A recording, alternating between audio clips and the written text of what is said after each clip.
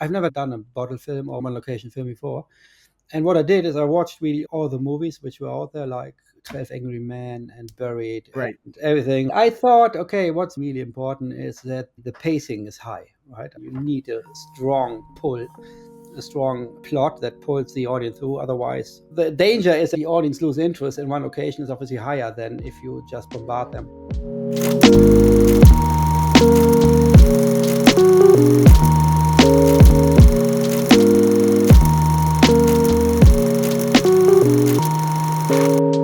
Good day, Nicolai Schumann from the brilliant film Lonely Musketeer. Nico, how are you today? Good. Thanks for inviting me. I'm doing very well. I'm so excited to talk with you about it. The film is claustrophobic in the best way. It must have been great for you to see it with an audience. Did you get that same sense when you were watching at home? Just this feeling of claustrophobia and excitement all within the audience at a screening? Yeah, no, it was especially exciting to see it in a 5.1 sound. So we haven't really seen it like that before. So mostly the festivals were showing it in stereo. And now you had the surround sound, which is very claustrophobic as well. And such a nice screen at Raindance Festival. So yeah, it was really a treat. And I think people in the audience echoed what you just said, that they felt really claustrophobic for 90 minutes, which was a good sign for the movie. Which is what you intended. It won Best Actor, Best Cinematography at Raindance. It's just a phenomenal film. So when someone sits down, hopefully it might be in more theaters and streaming later on this year, but hopefully when somebody does sit down to watch it, what should they expect to see when they watch The Lonely Musketeer? I think first and foremost, they should see the psychological downfall of a man who is highly traumatized by life. And they would see, I think, what is a stunning performance by Edward Hawke. And I think on top of it, I think it's a gripping thriller, right? Most people who watched it, they said they were engaged for 90 minutes all the way through, which is a good Yep. sign for us. And I think it's a psychological thriller with a special touch. That's how I would describe it. I love that. How did you work up to make such a great film? How did you get the experience to write such a great film and then film it the way you did? Where did that come from, Niku? I think that the first idea I had for that was, funnily enough, in lockdown when everything felt a bit claustrophobic anyway.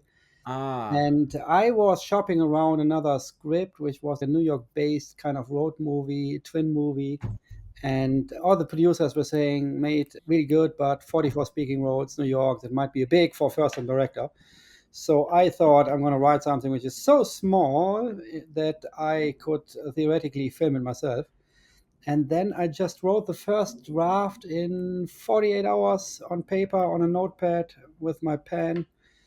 I was in Berlin then, funnily enough, during lockdown, and that was the origin story, pretty much. and what made you decide? So you grew up in Germany and then moved to London. The film is based on characters in London. What made you make that switch? If you're in Berlin, what made you decide to make it English based? Yeah, I've been living in London for 15 years now, and Okay. the experience I made with those kind of characters. So I was working in the city in an investment bank for 1 or 2 years, and I was fascinated by the kind of people I met there because they were really highly intelligent on a cognitive level, but also, despite their high intelligence, they had sometimes really bad manners, right? So investment bankers sometimes are this mix of super high cognitive intelligence paired with hooligan manners. And I found this idiosyncrasy, I found that so interesting for a character that I took example of that. And those were the kind of people I met in London, right? And then obviously I paired it with some trauma elements. My mother is a psychotherapist. She specialized in trauma patients. And once I had those two elements together, I just said, okay, if we lock somebody who is super highly intelligent, whose life is all about control, in a room, and then on top he's highly traumatized, what happens then? And that was the kind of the basic premise I had. Wow.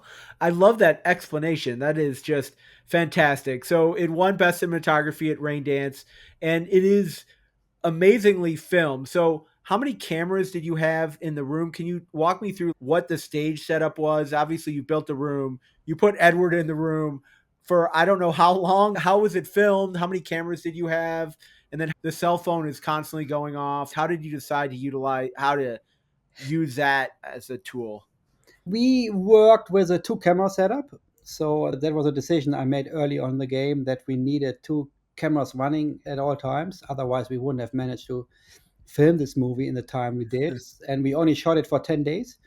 So we had a two camera setup 10 days. But I think we were lucky in that respect that we had whole control of the room, right? So we built the set on the stage, funnily enough, of Cresta Theatre in Ealing. That's a Jody Dench theater. And we were lucky because they had a leaking roof, so they had to interrupt the season, and we could have the main theater stage for basically for very little money for 2 weeks.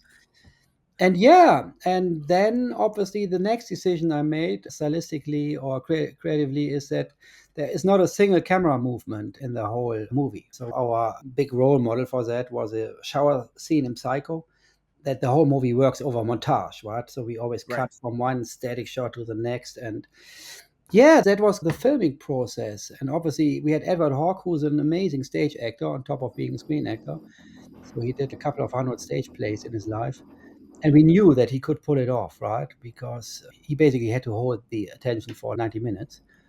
And we knew that. And then what we did is we kept the camera rolling for several takes. So he went through the same takes over and over and over and over again until we were happy with what we had, right?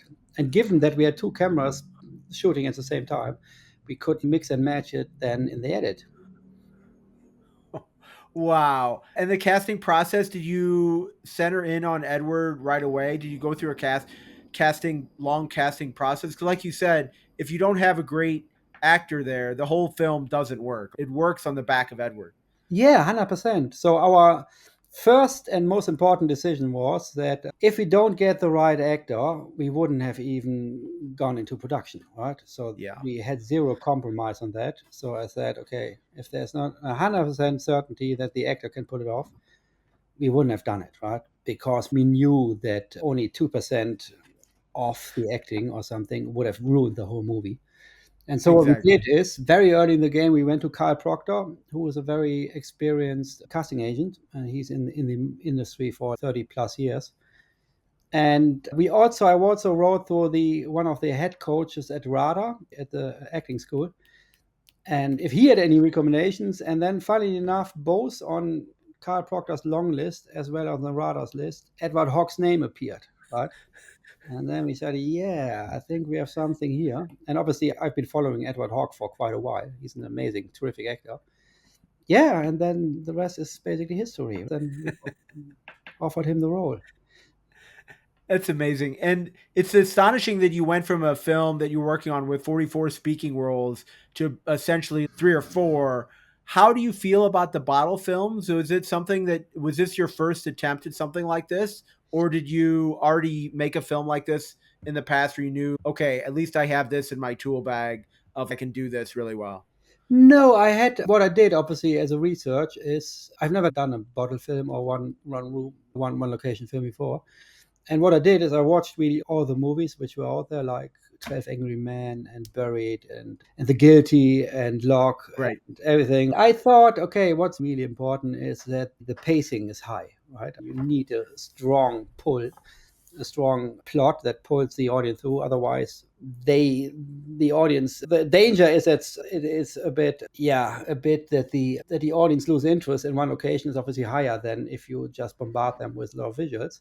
So we knew we needed to get the storyline right. We needed a strong pull, and we needed a big dramatic arc. Otherwise, it wouldn't have worked. But I think the other thing which was really important for us is that we got the visuals right. So that we got the 12 Angry Men trick, so to speak, that we started with wide lenses and then we went to long lenses over the movie so that the walls were literally closing in on the actor, that it got more and more claustrophobic.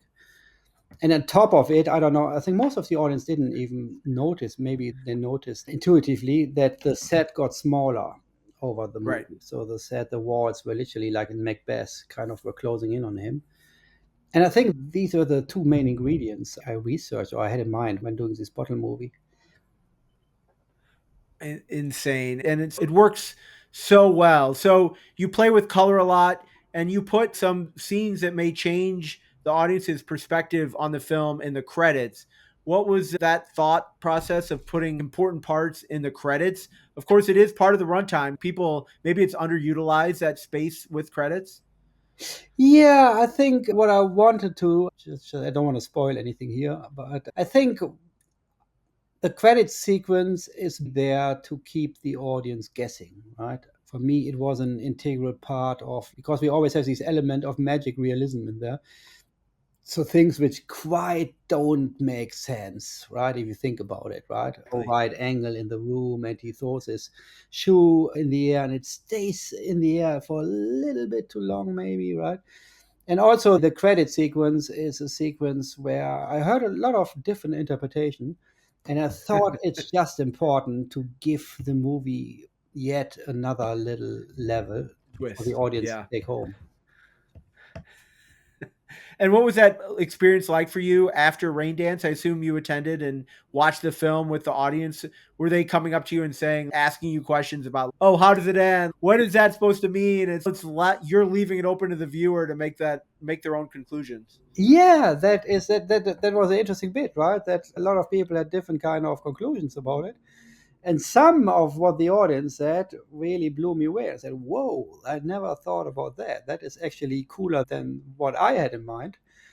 But I think that's the beauty of movies, right, or of stories in general, that people interpret them differently, and everybody seems to have a different conclusion of what they see. I think it was Right. gratifying for me as a storyteller to see that people were so engaged that they immediately started to make up something, to make up some meaning in their heads, right?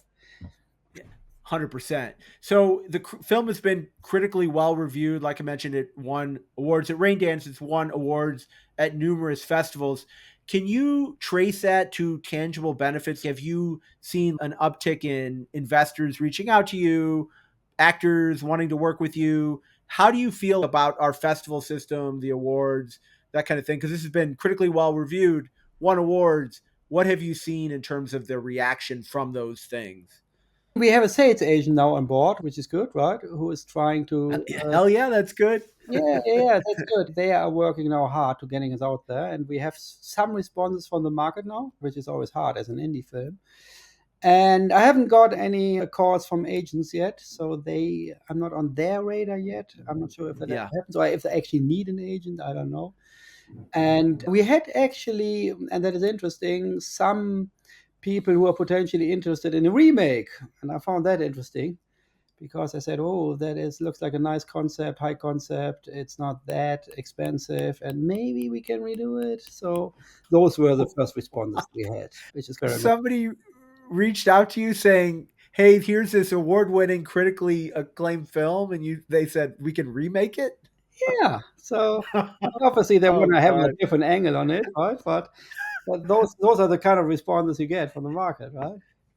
It just really confuses me because I've gone back and looked at some of the Oscar winners for different things, and I really haven't seen a big bump from the top awards for filmmaking. And it just makes you wonder what moves the market. You have a great film. It's an enjoyable experience. I think it's a great film in theaters. I think it could be a stage play. There's so many great things that you could do with this film, and it just makes me think what moves the market. And I talk with filmmakers all day, and I don't know, I still don't know what it takes to get things moving in certain directions, and it fascinates me. Yeah, no, you're absolutely right. I think the old William Goldman saying nobody knows anything is still kind of true, right? All you can do is you can just put your best effort in it and make the film as Yeah. personal as possible, and then you can control the process, but you never really can control the results, right? We got lucky that festivals like us, right, and juries seem Right. to like us. We won 7 awards already, which is good. Been on 8 festivals already.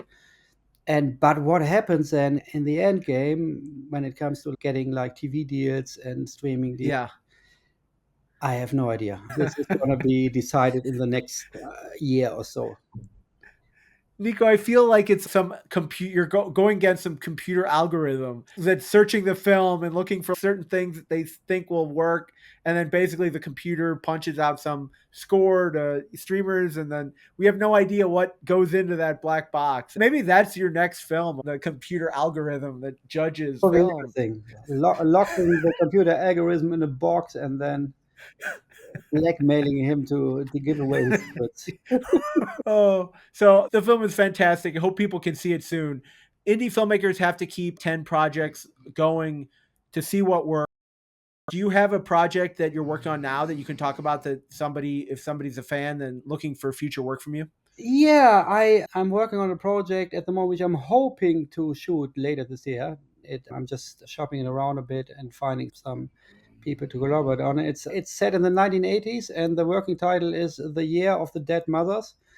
It's Ooh. basically about three teenagers who decide on a suicide pact in the backdrop of Thatcherism and these mining strikes and these general depression we had in the 1980s. And then, bit by bit, they get interrupted by other people in the village. So it's set somewhere in Yorkshire in a deprived mining town. They get interrupted by other people who come in and out, and then slowly but surely their thinking process kind of changes. So it's a bit like Virgin Suicides meets Train Spotting. That's how I pitch it. And yeah, it's a beautiful script. So I've just finished it, and fingers crossed, I might shoot it later this year. I can't wait to see it. Do you love London as an indie filmmaking location? What are your thoughts on where you're living? I think the beauty of London is there is literally so much talent around and so much smart people. Yeah. And also, I think what a lot of people don't have on the radar is that there's such a fantastic and vibrant alternative theater and alternative comedy scene and the clown scene, and you name it. And that's the beauty of it, right? So you Yeah. have just a vast pool of talent here. And obviously, I think it's a nice interface between America and Europe, right? So you have also a lot of Americans here, but still you have the European edge, obviously. And language wise, obviously, we have an advantage to get our movies out there internationally. Yeah, I think it's a very fertile ground to do things. And I feel the historic or the academically trained actors help the process. It's funny, I was talking with a family member over the weekend about how many actors in American based shows, say Succession, are British actors. You always see the accent at the end and you're like, wow. And I think that really goes to show what happens when you have classically trained actors, is that they're able to branch out, they're able to do dialogue like that you may not be able to find in other locations. Yeah, 100%. The pedigree of actors here is really gobsmacking. And but also if you think about like writers, for example, so we have so many Yeah. gifted writers in London. And obviously, a lot of them get pulled over to America or to the US at one point. But yeah, no, I think there is. I'm not a super big fan of British cinema, but I think the reason is that I recently thought about it. That I think of my top five favorite directors of all times, at least two or three are British. But they had their heyday or they had the peak of their careers in America. So a lot of people think now they're actually American, even though they're not, right? Love that. So, indie film podcast, love hyping other people's projects. Is there a film that you saw at Raindance or a film that you've generally loved throughout your life that you wish more people knew about? You mean indie film? I could, or any kind of film, or Any kind of film, but somebody who's maybe underappreciated, somebody that you think, wow, I wish more people knew about this film or this filmmaker. That's the kind of thing that I'm looking for there. ah, I've seen, which is interesting. I've seen a movie called James. I saw that at Oldenburg, where we had our German premiere, and I saw it again in at Raindance, and it's a black and white 4:3 comedy from Canada about a guy falling down and he finds new hope when he finds a bicycle frame. And that is one of the funniest, most original movies I've seen in a long while. It's a true indie film. So it's a basically Jim Jarmusch meets early Woody Allen. And I would recommend everybody to watch this movie called James. Love it. Nicolai Schumann, The film is Lonely Musketeer. I hope you'll let me know when the film is streaming. Do you have an idea? I guess hopefully sooner rather than later that that'll be available for people to watch. Hopefully this autumn. So I know that our Okay. agent is in discussions, and we might even have a short art house cinema run in London in autumn. And I Okay. will definitely let you know and send you another invite. I love it. The film is incredible. I love your thought process behind it. Thanks for taking the time to talk with me about it and joining me today on the podcast. Thank you so much.